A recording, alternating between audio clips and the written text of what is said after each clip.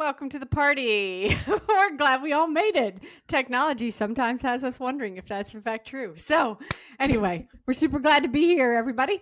So I am Marnie Stockman with Nick Coniglio and a special guest today. We're here to chat because schools talk a lot about portrait of a graduate or a profile of a graduate. And it shows up in strategic plans, it shows up on websites, and it shows up in presentations. But here's the question that we've been chatting about. What does the portrait actually look like when a student's sitting in an interview, writing an essay, walking into a new environment, or trying to advocate for themselves? Because knowing the words is one thing, but living the skills is a whole different program. Yeah, and that's why today it's not about frameworks or buzzwords. It's about the real human skills students need to navigate life after high school. Things like emotional intelligence, confidence, communication, and collaboration. Right? These are the skills that show up when no one hands you a script. So we're super excited to be joined by Vince Duffy. So Vince is a mental skills coach and the founder of ThinkSync.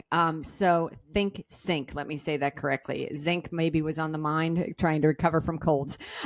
So Vince works directly with students and athletes on what's happening beneath the surface, how they think, how they handle the pressure, how they build the confidence that actually sticks. So we're going to chat around our work with our book, The Business of You, The Portrait of the Graduate, along with Vince's work. So our goal today really is simple: to move from what we say we want for our students to what helps them actually become what we know they can be. Yep. So if you're an educator, counselor, coach, or someone who works closely with students, we think this is going to give you the language, insight, and hopefully a few practical takeaways you can use right away. So let's jump in. Vince, welcome. I would love to hear a little bit more about your background and really how you came to be a mental skills coach. Yeah, hey Nick, hey Marty, thanks for having me. It's grateful for the opportunity to be here, talk with you guys for a while now, and now we get to share that with the viewers on LinkedIn and Facebook here. So excited to dive in. But again, my name is Vince Duffy, CEO and founder of ThinkSync. It's a proactive approach to mental health and wellness, focusing on student safety and well-being tools. We've done a really good job on student safety. How do we take care of our mental health, our well-being? But implementing those mental skills and habits from a positive standpoint of self-reflection, active journaling, and how do we just become our best self? Whether you're a student, an athlete, a coach, a teacher, we all have these life skills. I call it the 6 inches in between the ears, right? How do we win that game within each and every day? Build confidence, build belief, and super excited to get connected with you guys and have this conversation. Yeah, we're excited too. I mean, you speak our language. Yep. So, we often, why does this matter? We talk about from our perspective, right? We talk about the fact that we're in this world today where AI and technology dominates everything. And really it seems to be commoditizing expertise, traditional technical skills, and that at the end of the day, character is what matters, right? That's what's going to allow people to stand out and differentiate themselves. Can you talk a little bit more about that and why your work is really resonating and striking a chord with so many of the people that you're working with? Yeah, absolutely. And to give you a little bit more backstory, on the character and development, and how I got in this industry, I had the yips in high school. So I don't know if your viewers, you guys know what that Are is. you kidding? It is. He is our people. He is our people. We actually wrote about the yips. We couldn't write the word in our book, one of our books, but yeah, I'd love to hear that. Tell me more. I don't wish it on your worst enemy. It's No. I call it the pursuit of perfection disease. I've done a whole 10-year, 15-year journey since I've had it to study and understand why it happens. And I call it the pursuit of perfection. People treat you like a leopard, but just to kind of go through it, it was the biggest blessing in disguise in my life. I talk about adversity. Don't run away from it, run through it. And tore my ACL during that period too. So it was a whirlwind. But speaking to Nick's question about character, I'm a firm believer that adversity, let it build you, learn from it. Adversity teaches us so many great lessons, and we can't shy away from hard things or tough things. It's going to happen in life. That's just part of the nature of the beast. So that's how I got in this industry. I made a promise to myself in college when I got cut from the baseball team because I had a little bit too much scholarship money and didn't have the trust of my coaches anymore after that. That I don't want anybody to go through what I went through alone. So here we are about a decade later. I set out on this journey to really get into mental skills coaching with athletes. And this phrase popped up, become who you needed when you were younger. That really struck a chord with me and resonated for me. So I wish I had me when I was going through it. And that's who I became and created the program and software for athletes and educators and students. So it's really been a crazy journey, but I really think to Nick's question about character, it's your hardest moments, your toughest moments, and how you get through it, that adversity. And I call it building that mental callus, which we can dive into a little bit deeper. But it's so important to get through it, and having the right character and mental frame to get over that hurdle and obstacles is so important. We need to keep developing that because that really is a life skill. It's interesting when you say that. I think to the one of the many interview questions that people hate to answer, like what are you most proud of? I often think of some of the toughest conversations I've had as the something I'm proud of. I don't think of an achievement, but like, oh yeah, I'm really proud when I stood up for this X, Y, or Z. So interesting that it's the tough times, right? That Yeah, kind of get you where you're going. absolutely. So I'm curious, Vince. So when you're working, uh, with young people, let's say high school students, just as an example, it doesn't matter specifically, but where do you even start? I mean, what is the starting point with your discussions as you start to engage with people who maybe have no concept of the fact that they even need to start doing these mental exercises, these mental activities? Yeah, number one, I can talk about this probably the whole time, but I've been on a really big journey and really big purpose for me is kind of understanding, hey, there is mental health, but I like to call it the mental continuum. We can't box everything in the mental health, right? There's mental wellness, right? What do we do each day to build ourselves up for that growth? And then there's mental performance. How do we perform consistently to become our best? So meeting the individual where they're at. And Nick, to your point there, whether I'm working one-on-one with an athlete or a coach or a district or, a student's utilizing the software, it's asking them those questions, right? Students, people just want to be seen, heard, and understood, but giving them that prompt and where they feel comfortable, whether it's that initiating start behind your phone or behind your screen on how are you doing, right? Yeah. Where are you at? We have to get that foundational baseline and then we can drive that conversation. But that's really how it starts is, hey, encourage you to self-reflect. That is a huge skill that we don't take enough time to. It might sound simple, it might be quick, but it's so meaningful and powerful to how we, think and how we act as well. So it's just a variety of ways, but I think, Nick, it's just starting the conversation and asking you, how are you doing? And let's go from there. And how do you get over, like, when we work with young people, like their immediate reaction when we start talking about self-reflection is, I don't like to do it. It's awkward. I don't like to hear me thinking about myself. Is that a challenge that you hear, that you see, that you have to overcome?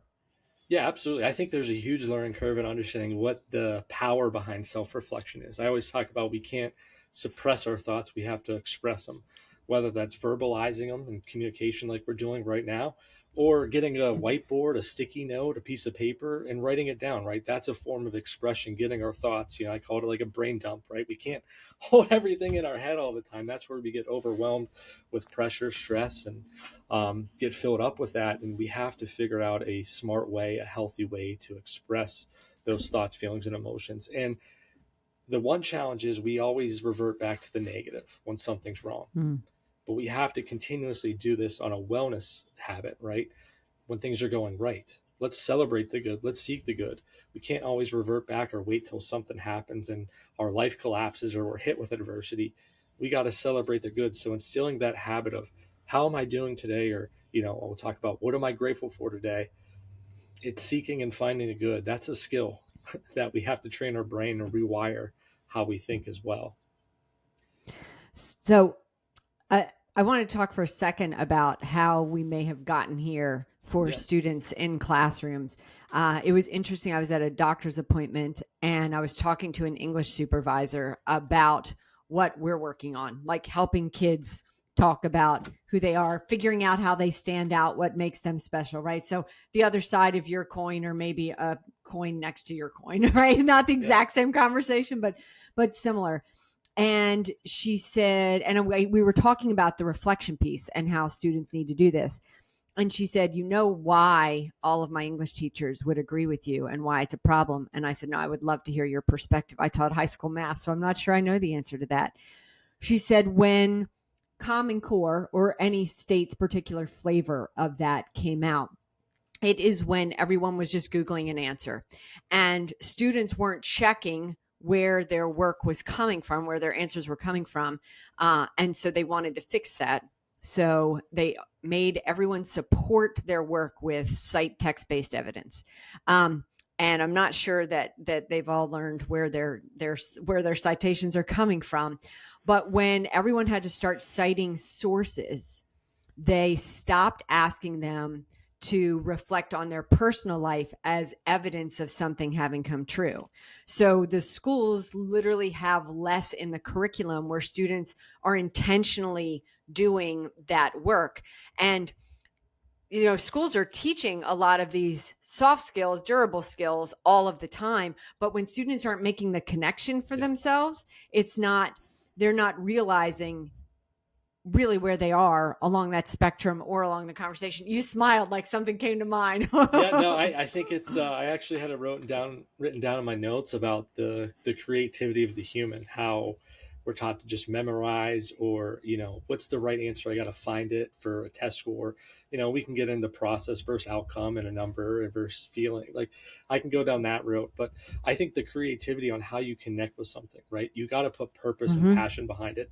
Whether you agree or disagree, or it's a prompt that you don't relate to, how do you connect with that? You can write about what you don't like about something or what you do like. You got to have that creative feel, because if you're just going to get the right answer, are we really learning? Are we really engaging? Are we really using that creativity upstairs, right? Or is it kind of that status quo answer, right? And I think that's what we're kind of missing. We got to get back to that freedom of creativity and freedom of thought of, hey, how do I connect with this? How do I relate to this? Is it good or is it bad? It can be both, right? Do I like this or I don't like this? We got to start encouraging that a little bit more.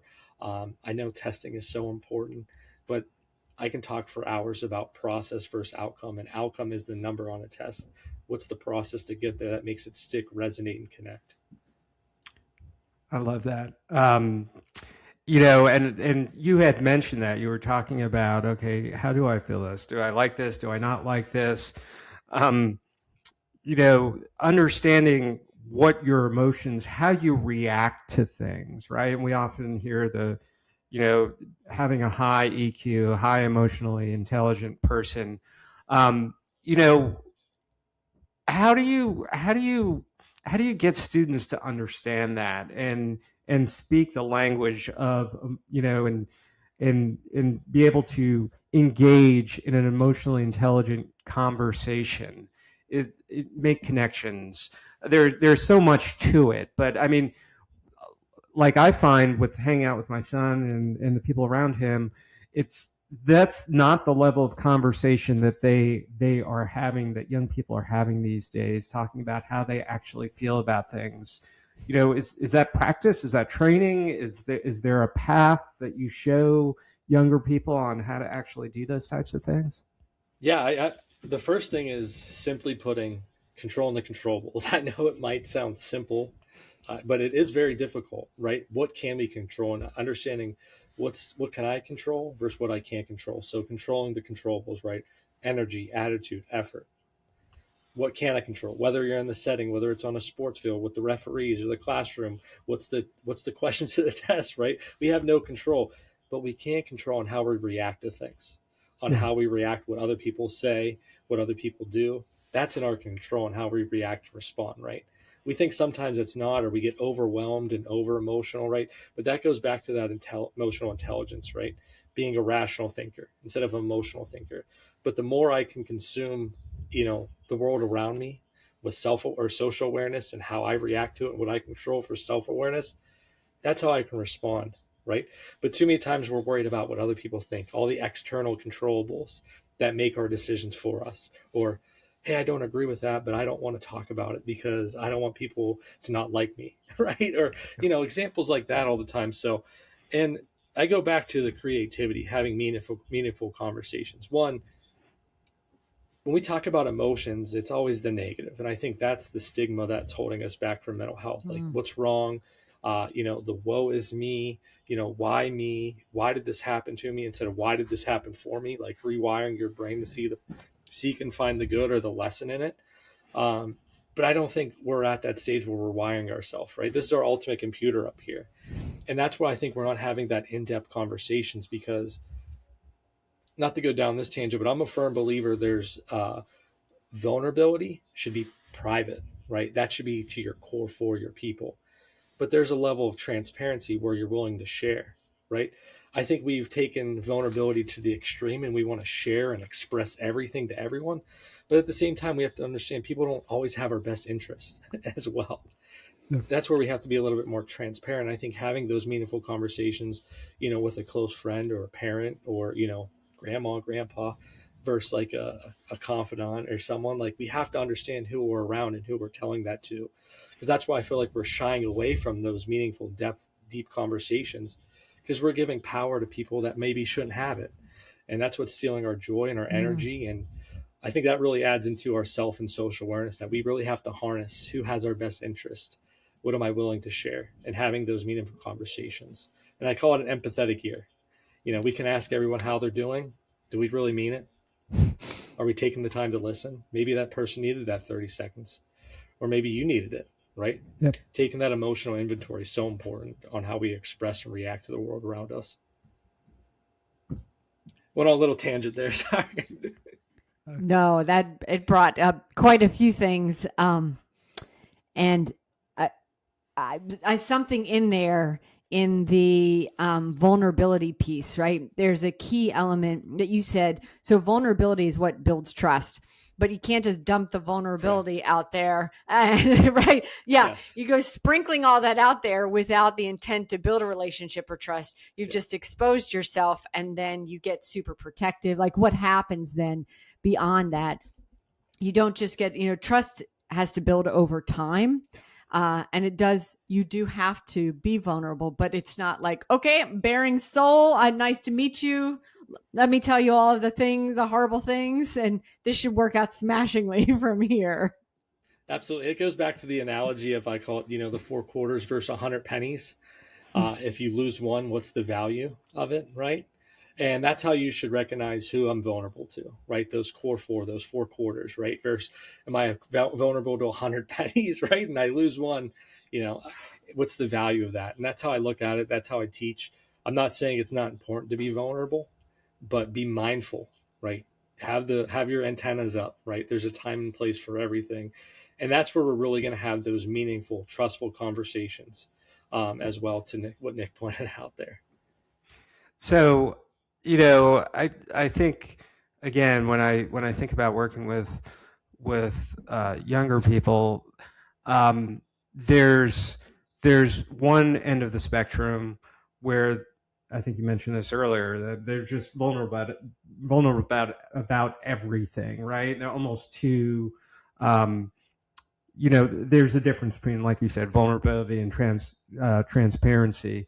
But then there's the other end of the spectrum, where some young people that we work with aren't even confident enough in themselves and talking about themselves, that they don't open themselves up at all, even to those closest around them, because they don't feel like they're adding enough value in who they are as a person to even engage with anybody. And to the extreme level, it's those close around them, but to a more functional level, it's people that they need to work with, that they need to establish connections with. They don't have the confidence to to talk about themselves. How big of a deal is that from your perspective? Is that something that I'm just seeing in my tight little circle? Is that something that you run into often in terms of young people not being confident enough to really engage in a productive way with other folks around them? Yeah, there's multiple answers to that. I can go down the fear of failure, pursuit of perfection, comparison's the thief of joy, which I can get into. But to me, it all stems back from the foundation, like you're saying, Nick. Everybody has a purpose. Everybody has a passion. We have to dig it up. We have to find it. We have to seek it. We have to search it. But it comes from that question of why. And I don't mean with the question mark. I mean with the statement, the why statement, the exclamation point, right? If you're building a house and you don't have a solid foundation, right? You start building on, that's when it gets, shaky, right? But if you're coming from a foundation of why you're doing what you're doing, you have to have that purpose and passion behind it. Purpose and passion can take you so far in life, right? You don't have to be the smartest, but if you have purpose and passion to go figure it out, find it out, seek it out, there's so much value in that. And I just feel like the foundational block and mental skills, what I teach and talk with any team, any person, is why you do what you do. There's always a why behind it, and you have to define it, whether it's your family, whether it's opportunity, whether it's money. But that's going to allow you to, when the going gets tough, or why am I doing what I'm doing, right? I'm doing this for my family. I'm doing this because I want to go to college. Oh, I'm doing this because I want to get a good grade on my test, or I want to be an athletic superstar. If we don't have that foundation of why, what are we standing on, right? What are we building upon? And that's that solid foundation that we all have to seek and search. And it's a simple question: why you do what you do, but what are you doing it for, and why? That exclamation point, that's your power. Well, I don't know that it's that simple of a question because the self-reflection is hard, like we said, right? The Harvard Business Review says self-awareness is one of the leading indicators of success, but a lot of folks aren't doing that work, right? To figure out that why. We talk all the time about figuring out your core values and then seeing how that plays out in the stories that are important to you. Yeah. But people don't think that way. And so they see themselves as a lot of different activities, events, times, as opposed to a common theme or purpose about why you're acting, ways that you do act. I know with my own kids, we now talk about, because we've been on this path with personal development for a few years, Nick and I have. And so we talk about this a lot at the house. And it is interesting how they can now identify that because efficiency is important to me. That's my daughter. She will say, this rubs me the wrong way, or I'm not feeling good about this. But she can also get over it because she understands why it's not feeling good at a particular moment.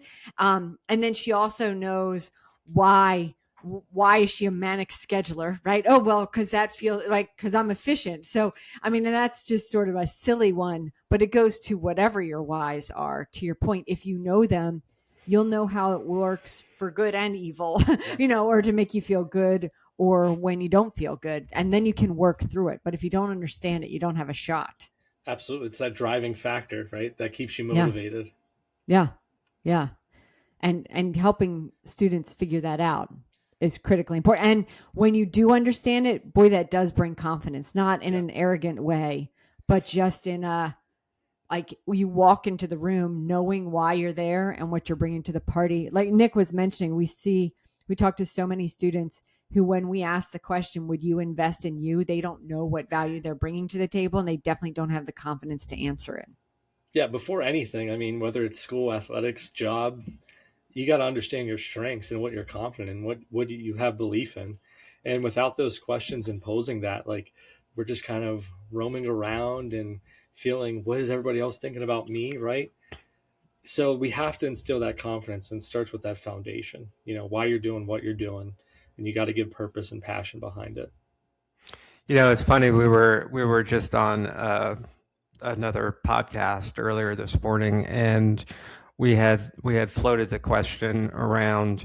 It was about Ted Lasso and a shocking turn of events, but one of the lines was, "Okay, do people really change? Right? Do people change for better or for worse, or do people really just ultimately discover more things about themselves, and that's the change, right? And then they start to live those principles, and I don't know if we have an answer. It's probably some combination of both, but this whole conversation reminds me of really finding out more about yourself, right? That is the biggest change that has impacted me over my 54 years of life, right? It hasn't been that I have changed so much individually. It's more that I have found out more of the things that make me tick, right? More of the things that demotivate me.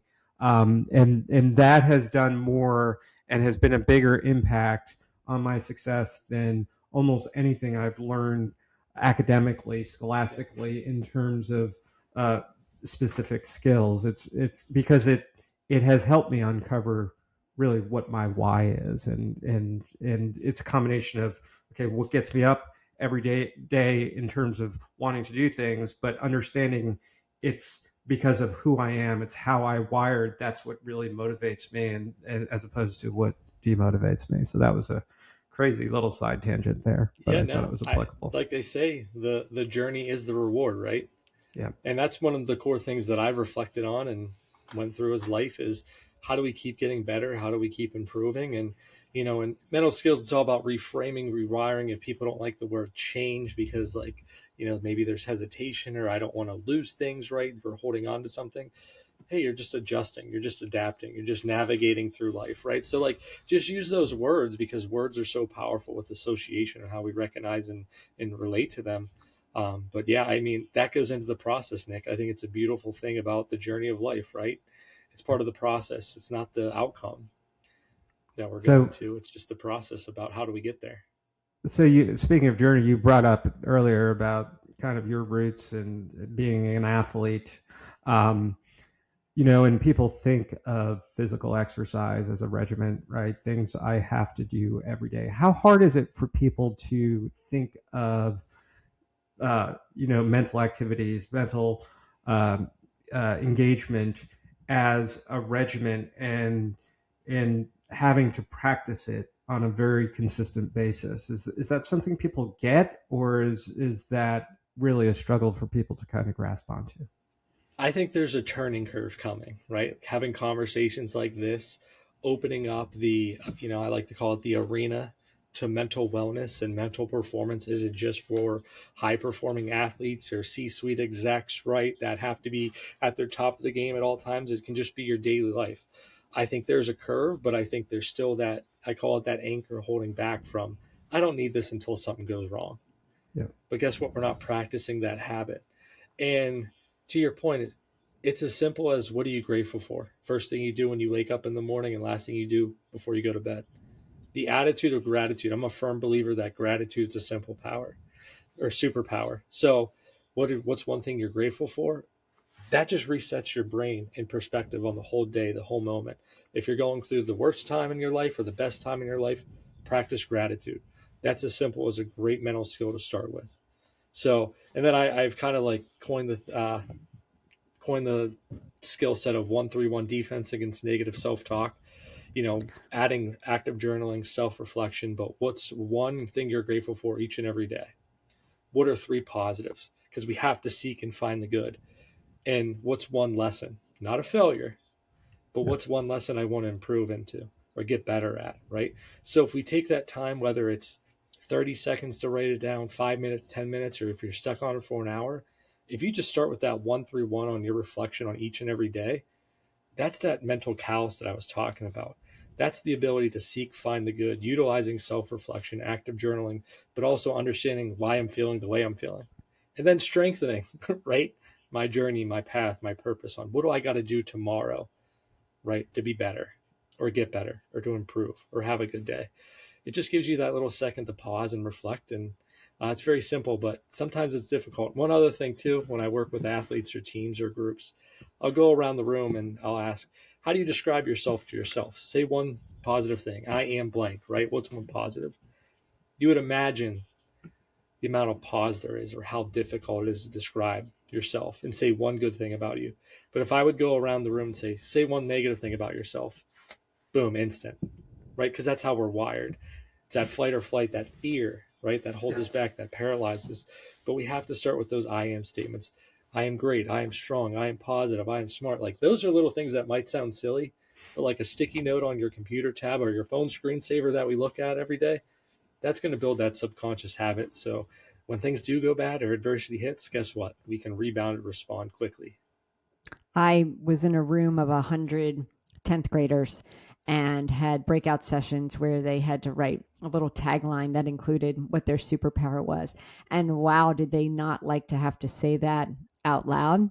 And it was very interesting that, and we played a would you rather game. Would you rather be a friend or trusted or respected, that type of thing. Yeah. And, they were all in a line facing me, and they couldn't see anybody but the person in front of them. They had to immediately step left or right based on the answer choices. Oh, they would, every single one of them they were trying to, crick their neck to see what all their friends were thinking. So again, back to the lack of confidence piece, and that, and they're afraid to say what might be good because they're not sure. Like, do other people think this about me? Because they don't have the confidence to support it themselves. It was kind of sad to see, for sure.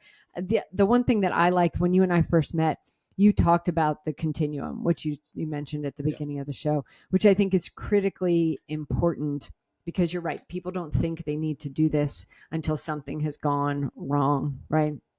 And so if folks can get into, I'm all about some playbook plays, a 1-3-1 defense for mental practice. Excellent.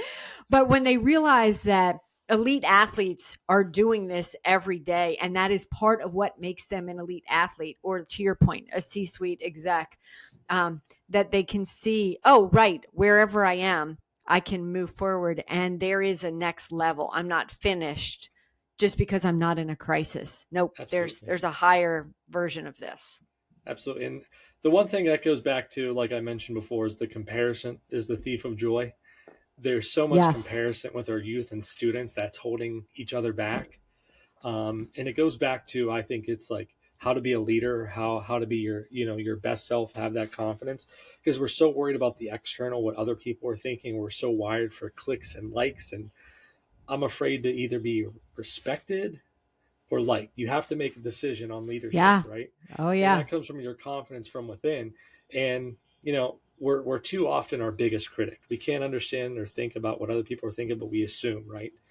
But what do we think about ourselves? And I talk about, don't be your biggest critic, become your biggest fan. And that's why it's so important to seek and find the positives versus the negatives, right? Because each and every day it might be a bad moment, but we have to get rid of the word failure too. I'm a firm believer the only way you fail in life is if you quit, is if you stop. You can adjust, adapt, overcome, but they're lessons. And that's part of the journey. That's part of the process. That's part of the learning curve on how to grow, how to get better. Without failure or lessons, we don't have that growth, right? Yeah, we just need to rebrand failure. Right. So I think that is, yeah. Let's give that a branding upgrade and talk to students about how to work through, to your point, adversity, a lesson, etc. But as much as, we're worried about what other people are thinking about us, they're doing the same. So they're really not thinking about you. Yeah, honestly, they're not thinking about you at all. That is, I know I've said this before on other podcasts, but I was 40 at the time. The person I was working with was 30. And he said, how can you stay so calm in this? Right. It was just, it got to the point where I was like, we're going for a walk.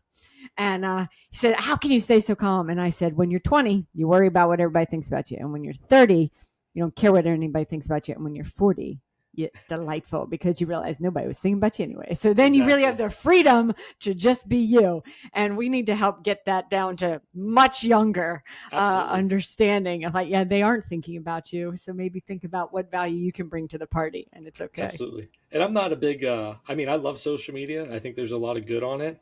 But, like I tell people all the time, there is the block button. There is the unfollow button. Mm-hmm. We can kind of curate what we see and what we follow. We don't have to follow everyone. But I think that's that comparison of, like, the fear of, not being liked by everyone. Everybody likes us, or we have to get the most likes. And it's almost a competition when I go into the outcome, right? Right. Versus our passion, our purpose, the journey, our process. So what you're saying is that after I missed that 1 foot putt on the eighth green, not everybody was talking got about you. that, and not everybody thinks that they're still I shouldn't talking be about somebody it. that hangs out with, that they should hang out with. That's yeah, nah, I'm just joking. Hey, But you're not alone. I've done that too. I've my last name's Duffy, so when I golf, everybody, oh, you duffed it. So I was like, you making fun of me, and so I've hit a 1 foot putt where I've just missed the ball and it didn't go in, and it's just like yeah, you just gotta laugh it off and get to the next one. yeah. Well, we've gone back into the yips conversation that we'll save for another day. But yeah, so much of this conversation I find interesting has been about ourselves, right? As us as individuals, like, where do you see this work and the mental agility and the mental skills? How does that impact team environments, right? You talk about working with teams, athletes, schools, classes, and things like that. Surely there's an impact, right? Yeah, so the platform I created, whether it's an athlete or education system, created this thing called the culture calculator. So it calculates your culture, whether it's studying morale, mindset, key metrics that we're looking at on how can we have a efficient, effective culture, right? What are our strengths? Almost like a SWOT analysis in business. But if we go long enough and we're not recognizing or understanding, or we have so much on our plate, we're not stopping and thinking, what's actually going right versus what's actually going wrong, right? How are we taking that quote unquote emotional inventory of our culture, of our systems, right?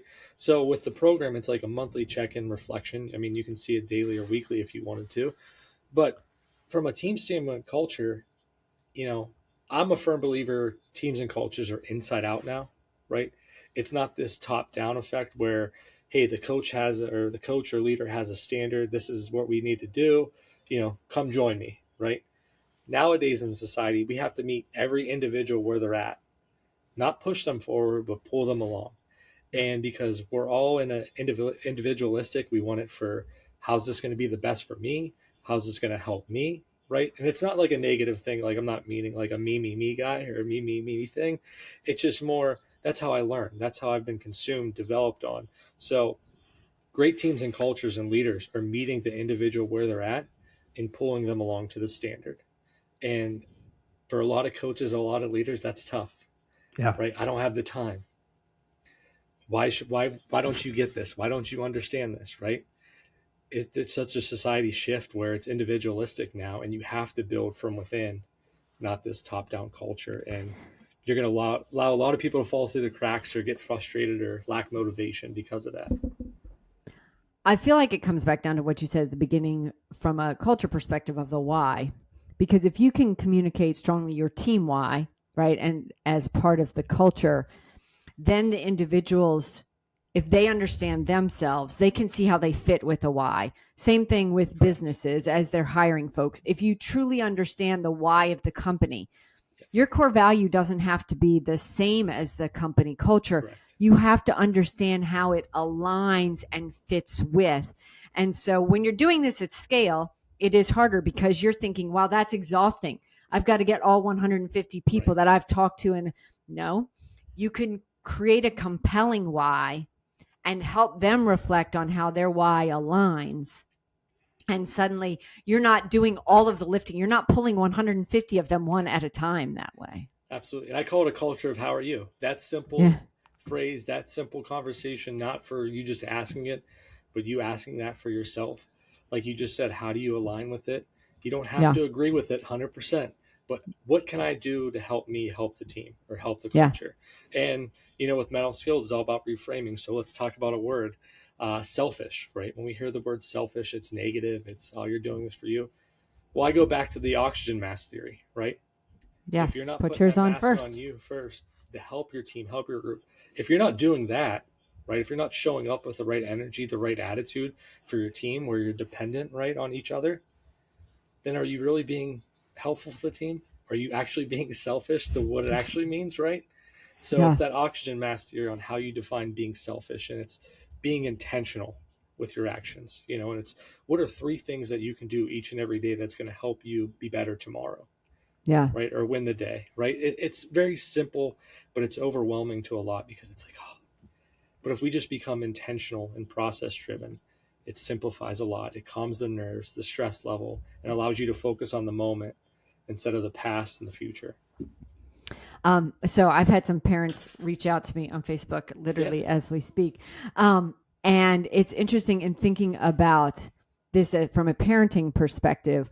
When I had the language around core values, I was able to say to the kids, I don't want to be a nag. And I know you don't want me to be a nag, because that's a good way to start an argument in the Stockman household. But my core value of wanting whatever it was is this. So how can we get there? And to let them see, like, oh, all right, I see the nagging is because I'm not doing this thing that's going to accomplish the goal that we all want. They are now able to put in language for themselves, like, oh, mom is going to want X, Y, or Z. So this is what we're going to put ahead of it. Like they'll give me a schedule on their terms of how to do it. So I don't think this is just on a team or a school, like in your living room. This is very much the same. Having these conversations around your why, doing the self-reflection on who you are so you have the confidence to communicate it, is all part of, leading yourself, the folks in your house and the folks on your team. And two real quick things, like setting goals is a skill. Okay. So I always talk about, like, whether it's your weekly goals, monthly goals, long-term goals, quarterly goals, write them down, then put them away. Reflect and think about, what are my intentions? Set intentions, like a staircase, right? Climbing it one stair at a time to get to that main goal. Because we get overwhelmed by the long-term vision, the long-term, goal. Write it down, but what can you do each and every day to better yourself? And the other key thing is, let's get rid of expectations. I'm a firm believer expectations are external, right? They're never good enough. We move the goalposts all the time, right? Because they're someone else's of what they think you should be doing. Right. And let's get intentional to be internal. The I and E, right? E external, I intentional. And I think that keeps the process smooth. It keeps it focused. It keeps you on this narrow path on a goal that you want to achieve. And, in mental skills, we call it stacking days, stacking wins. And you have that confidence and that validation quickly, because we live in a microwave society, right? That I am doing something to get to where I want to be. And they can just be, hey, doing your homework on time, or hey, I got up early, I made my bed, right? Like, make them simple. That way you have that moment of fulfillment that you won.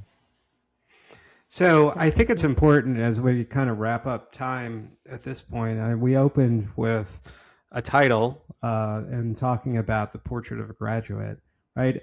Can you guys both give me your perspective in terms of, we talked a lot about mental skills, soft skills, things like that. And people don't necessarily relate that in traditional sense to what a portrait of a graduate looks like. So help me square the circle on that, both of you guys. I think I have my perspective on this, but I'd love to hear the perspective from each one of you on that. Go ahead, Vince. Yeah, I think it's, how do we just become our best selves? I use the phrase all the time, be you, but kind of tied it all together. It's, how do you show up every day? And I think it's simple as controlling the controllables: effort, attitude, energy. Effort, attitude, energy. If you can show up with those three things and be intentional on winning those or meeting those metrics, right, or how you define them, that's what really a portrait of a graduate is. Because to me, that's how do you become, whether you want to call it employable, but how do you just become your best self to dive into your purpose, your passion, your work, and I relate back to the 4 Ps. Pain turns into purpose, purpose turns into passion, passion becomes your profession. So, if there's one thing to learn from my story and journey, it's dive into it. But it's just how you show up is the portrait of the graduate for yourself and, for others. So when I think of portrait of a graduate, I think about all the posters that are hanging in school districts of, all of these technical skills that they need to learn: math, English, social studies, a career, culinary, automotive, etc. And then all of these life skills that they're also hoping, and they're really the employability skills: collaboration, all of the ones that we've talked about today. How do you build collaboration, communication, teamwork, resilience, adaptability, etc. And that schools are in fact teaching all of these things, but because there's no connection with reflection, students aren't walking out the door understanding that. If you ask them what they learned in school today, they will tell you the Pythagorean theorem. They'll tell you some grammar rule. They'll tell you they learned how to cook and culinary.